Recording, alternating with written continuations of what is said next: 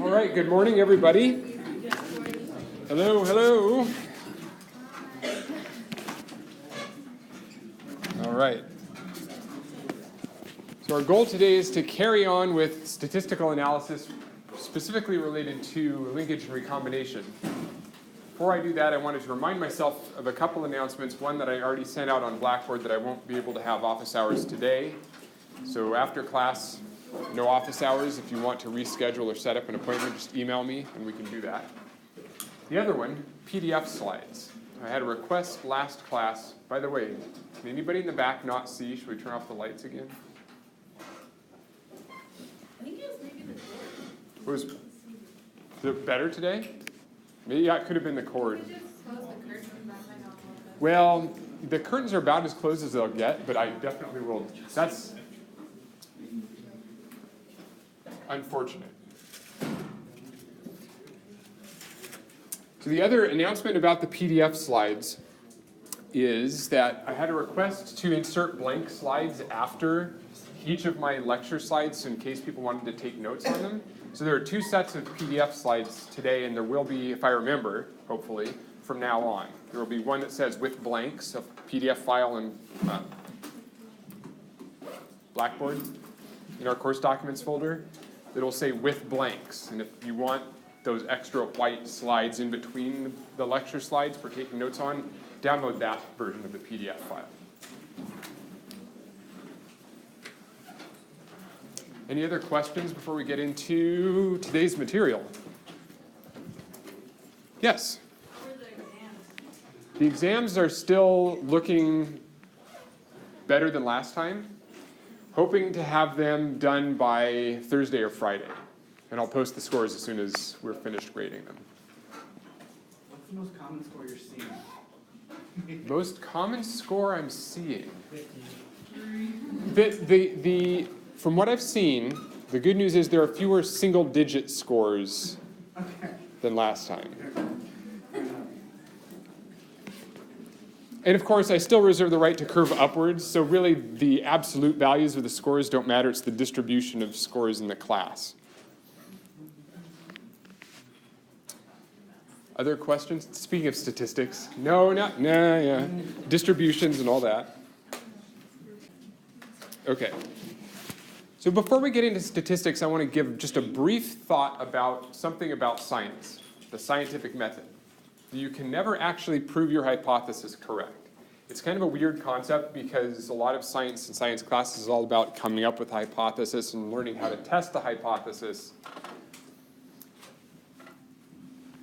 So here's a hypothesis.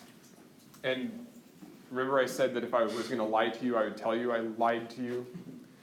Well, I didn't know I lied to you, but I told you that all polymerases require a free 3' end of a primer to initiate DNA synthesis. That was a hypothesis. All of the scientific information we have up to this point in time says that that's true. So how would you prove that hypothesis correct? Yeah. My first thought is prokaryotes, like they have there's a circular chromosome, there's not really a free primary. Well, that's what that enzyme primase for eukaryotes does. So yeah, prokaryotes could be an exception. So what's the tricky part about this hypothesis? Why is it difficult to prove this hypothesis true, or impossible rather? There's a key word in there, all. All. So what would we have to do if we wanted to prove this hypothesis correct? Test everything. We would have to look at all DNA polymerases, every species, every version of polymerase for every species that maybe ever existed, and ask, do they require a free 3' end? So the way that the scientific method works then is that you disprove alternative hypotheses. So it's not just that you have the hypothesis, you can never prove it correct. the way you prove that it's most likely correct is by ruling out other possibilities. Okay. So in this case, I did lie to you. Unfortunately, I learned yesterday, so I just wanted to share this with you.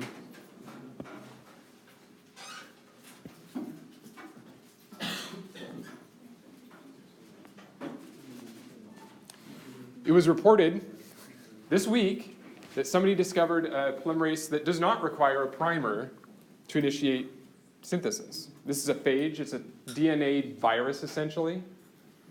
But it's an organism, and it encodes a DNA polymerase that does not require a primer to start transcription. It just grabs onto the template and starts, not transcribe, replicate. Grabs onto the template DNA molecule and just replicates. No primer needed. So I unknowingly lied to you. Now we have an exception to that hypothesis. Weird things happen in science. And this is why it's impossible to prove hypotheses correct, because we can never rule out all of the possible alternative explanations for any findings. This is definitive, right? Nobody's trying to, no one has to up against these findings yet? Not yet, but then they're just published. Let's see. So, contributed February 2nd, 2017, and published since then. So it's been it's been a month, basically. And no one has confirmed these, as far as I know, no one has confirmed these findings, but published in a pretty reputable journal. So this raises an important saying in science, that if you don't have information, that doesn't mean that the hypothesis is not supported. Absence of evidence, that is, we didn't know anything about polymerases that didn't need primers.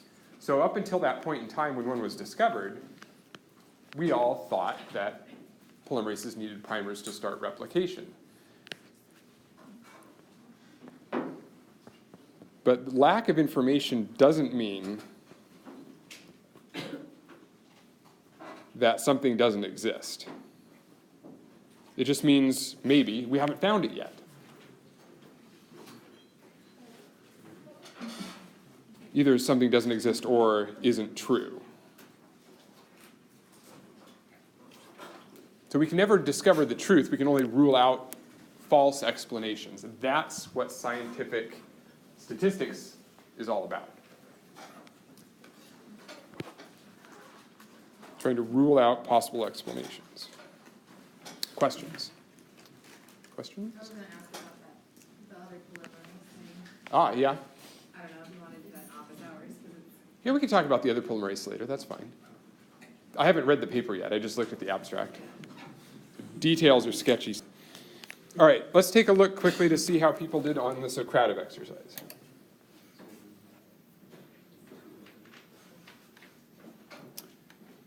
Question 1. So if you have a 6-sided die, and you roll it 24 times, basically almost everybody got the correct answer. You roll it 24 times, you've got 6 sides. On average, you divide 24 by 6, you get 4. So on average, you should roll every number every 6 times you roll the dice. So we won't go through that in detail. Now, answers for this cross. If you cross a homozygote by a heterozygote, and I'll show you my screen in just a second, and you make 13 offspring, then how many heterozygotes do you expect? So I get 6 to 7, 5, 7.5, 50%, 10, 7 or 8, 50%, etc. Okay, why am I asking you this question? Because you can't have half of an item. But, right, so you can't have half of an item, well, at least not a biological organism. If you set up this cross, what does the Punnett square look like?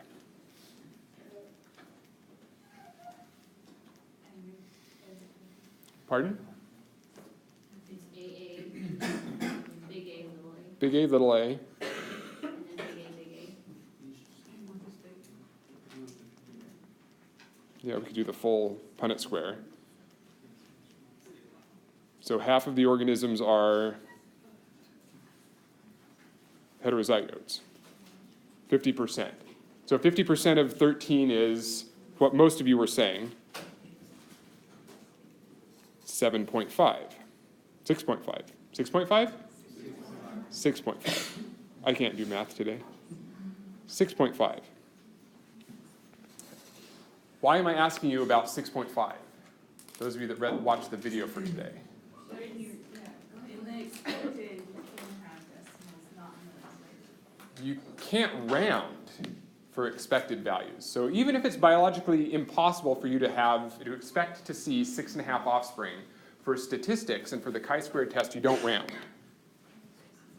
Because, this is critical, the number of observations has to equal the number of expectations. So if we observed 13 offspring, then the sum of all of the expected offspring has to be 13, hence 6.5 plus 6.5. So we'd expect half of the offspring to be homozygous, big A, and half to be heterozygous. They have to total the same.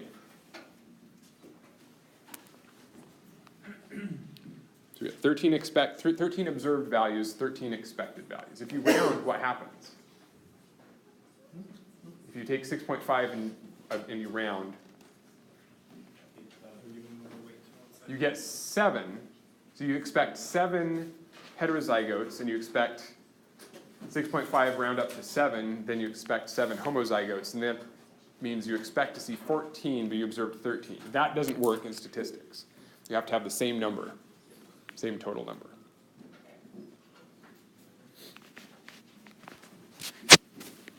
And I'm sorry that I didn't take the time to write out this fantastic table on the pre-lecture video, which is why I said we would revisit, which is what we're going to do right now, revisit the answer, the interpretation of this coin flipping question. So for your review, flip a coin twice, and you observe heads twice. So can you prove that this coin has no tails side?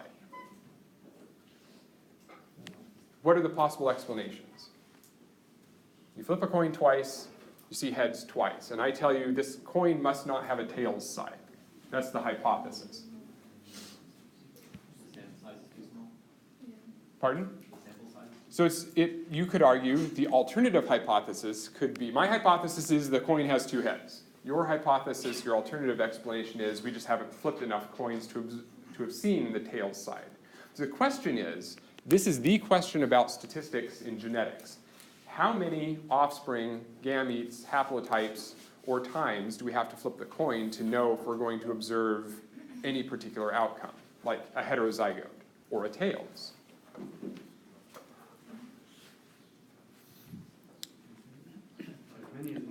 As many as needed. Well, the good news is we can calculate, before we do the experiment, we can calculate how many offspring or coin flips we would need to have to be sure that if there was a tails side, we would see it, to be reasonably sure. So what's the expectation for flipping a coin twice? You got this right on the Socrative exercise, by the way. It's the same as the dice rolling. So you've got a 50-50 chance of seeing a heads or a tails every time you flip. So if you flip a coin twice, you should see 1 heads, 1 tails. Okay, and we did I showed you in the movie the chi-squared analysis, how to calculate the chi-square value. It was 2. And there's heads and tails, that's the number of categories. And degrees of freedom is the number of categories minus 1, which is 2 minus 1, which is 1. So here's how we finally get at the interpretation of this chi-squared value. This is the table that's up here. So here's degrees of freedom on the leftmost column, DF. So the first thing you do, you have to have the degrees of freedom. The first thing you do is you look for the row that has your number of degrees of freedom. Okay. So that's here. Degrees of freedom is 1, first row. And this is, by the way, is if you don't have access to a spreadsheet. We're going to do an exercise later in class where you actually use Excel or Google Sheets in this case to do this calculation for you, so you don't have to use a chi-square table, but there might be some times you would want to use the chi-square table. So the next thing you do is we've got a chi-square value of 2. So you read from left to right along that row, degrees of freedom of 1, until you find the interval where the number 2 is located. And in that case, our chi-square value of 2 fits in between there. Right? 1.64 is on its left, 2.7 is on its right. So the chi-square value we calculated is in between those two numbers. That's the second step. So first step, degrees of freedom, look in that row, find where your chi-square value fits. It's always going to be between two numbers. And then you look back up at this header where it says probability. That's the p-value, the probability. And in this case, the p-value of the chi-square value of 2 is between 0.2 and 0.1. So you would report the answer, if this was a question, as something like p is less than 0.2 but greater than 0.1.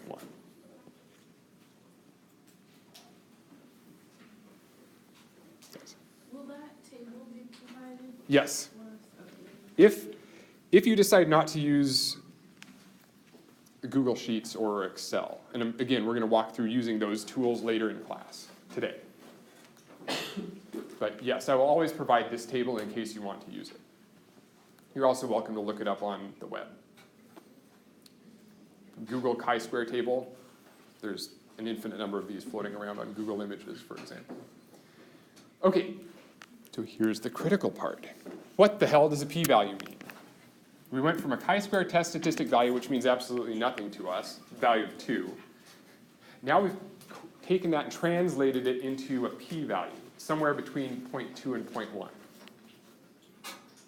you say probability, what's that the probability of? As we had the expectation, there was our new hypothesis. Yes. The p-value, depending on it's bigger or lower than 0.05, it's going to tell us if it's going to accept or reject our new hypothesis. Right. So there's something fancy about the number 0.05 in the p-value, and scientists have agreed that the number of 0.05 is the critical value. That's a threshold. If a number is bigger than that, something happens. If it's equal to or smaller than that, something else happens. So what do we do when the p-value is less than or equal to 0.05? It's just something you have to memorize. Reject the null hypothesis, which to most of us means nothing and still really means nothing to me. I just memorized it.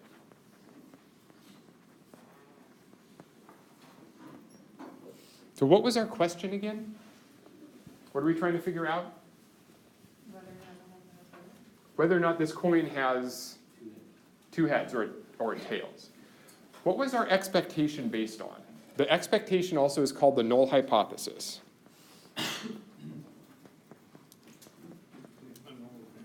So the expectation, we were going to see one heads and one tails, right? We flipped twice. So the expectation is based on the assumption that this coin has a tails side. So our expectation equals the coin has a tails side. It's a double-sided coin. When we reject the null hypothesis, we reject that explanation. So if p is less than 0.05, we would have evidence, statistical evidence, that the coin probably doesn't have a tails side.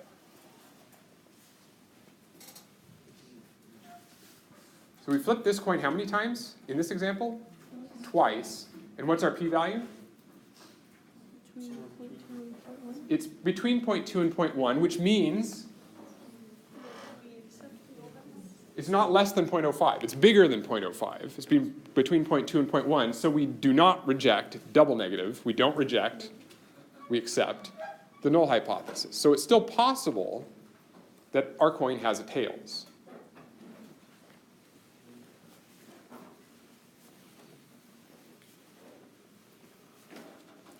There's this funny thing about the number 0.05.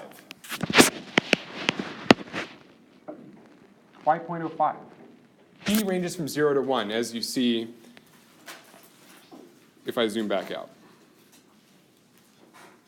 So the smallest p-value you can have is 0. The biggest one you can have is 1. You're at a 95% level of certainty that you are, Right, so this is, you're on the right track. So a p-value of 0.05, you can convert that into a percentage, 5%. You've got a 5% probability of something. That you've garnered all the values within a normal distribution. Right. In other words, to translate, you've got a 5% probability that the null hypothesis is what? Wrong. Right. So at p of 0.05, there's a 5% or less chance that the coin does have a tails side. And by chance, we just haven't seen it yet. So it's the probability that the null hypothesis is correct or true. That's the p-value.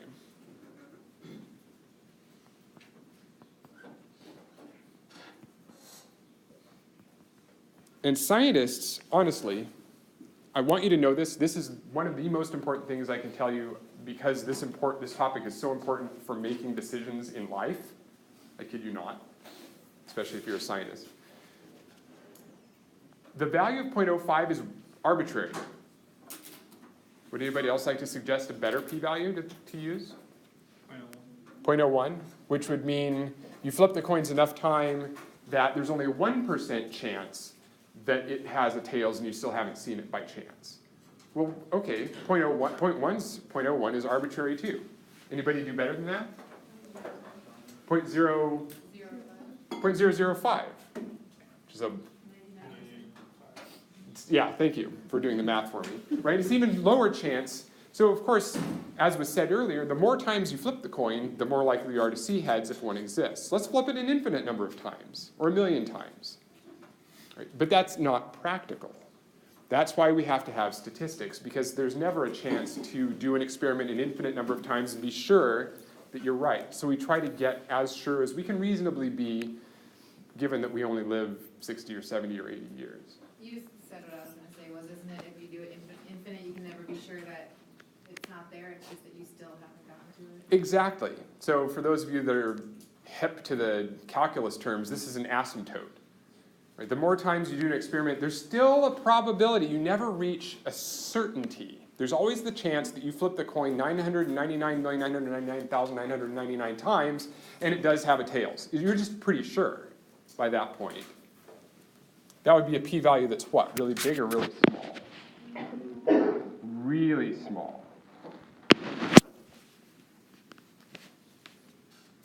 So the null is basically what is expected.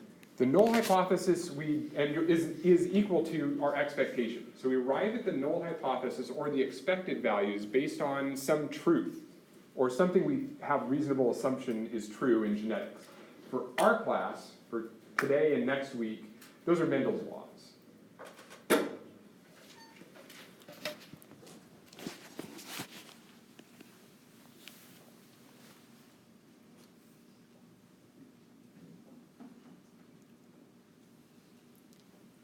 So moving into genetics then, last time I showed you these data, Mendel's data on a combination of two different types of plants. So now we're moving back into independent assortment and linkage and how we're going to use chi-squared analysis to address that question.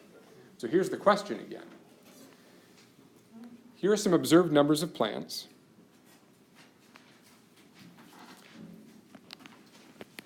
And our expected ratio, 9 to 3 to 3 to 1. And I told you this last time. So we use those observed values to figure out if genes are on the same chromosome, and if they are on the same chromosome, how far apart they are. That's just a review.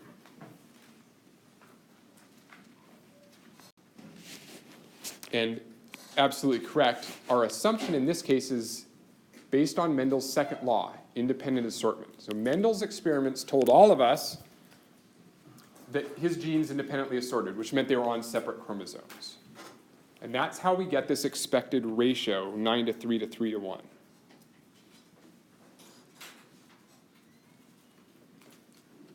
So let's quickly review this cross. So he had a purple flowered, we don't know if they're on the same chromosome or not. He had a pure breeding purple flowered long pollened plant. He crossed it to a red flowered short pollen grain plant, which gave him a dihybrid, and he selfed the dihybrid. So we got a P0 generation, F1 generation, and he saw these F2 phenotypes. And those are the phenotypes you get out of the dihybrid Punnett square. That's the 9 to 3 to 3 to 1 ratio.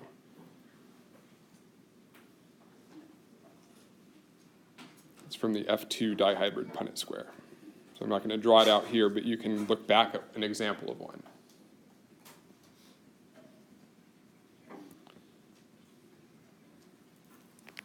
Now, if you want to, I really want to urge you not to, this is not cheating, I really want to urge you not to use your resources and look back at last class to figure out those expected numbers. I left them blank for a reason. I'd like you to calculate those expected values.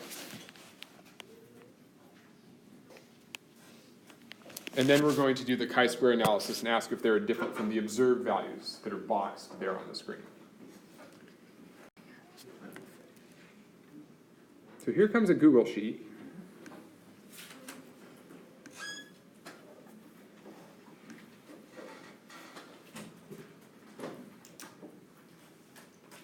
In just a second. And I'm going to show you what this sheet looks like, and then I'm going to ask you to work with small groups or just a neighbor. And this bit's not. Okay, can we pause for just a second, please? Your attention, just a minute, please. Thanks. So for the coin flipping, for that first sheet, if you're done, what was the chi-square value you calculated? 4. So it should have been a value of 2 for each of the 2 cells, and 2 plus 2 is 4. And then what was the chi-square value associated with that? 1 degree of freedom. So a chi-square value of 4, 1 degree of freedom. P-value was 0.0455. So that was, you just calculated that exact p-value in Google Sheets. So this is a nice thing about Excel or Google Sheets. You can use exactly the same formulas in either program. And then instead of getting a range, so what was the p-value of 4, right? So that would be somewhere in here. Degrees of freedom of 1. If we had been using the table, we would have said, okay, 4 is between 3.84 and 6.63. And we would have said the p-value is between 0.05 and 0.01. Now we have a specific p-value that fits in that range. Smaller than 0.05, what does that mean? How would we answer the question? Does the coin have a tails?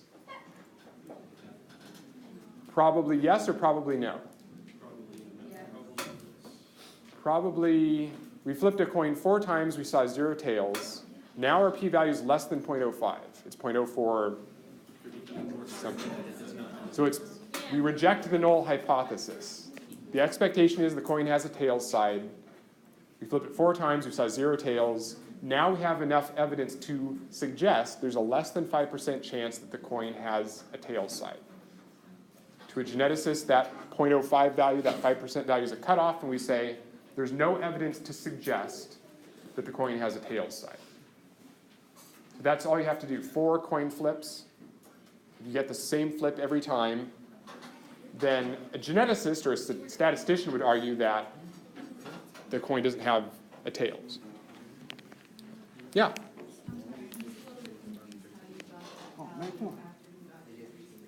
The 0.0455, that's one of those calculations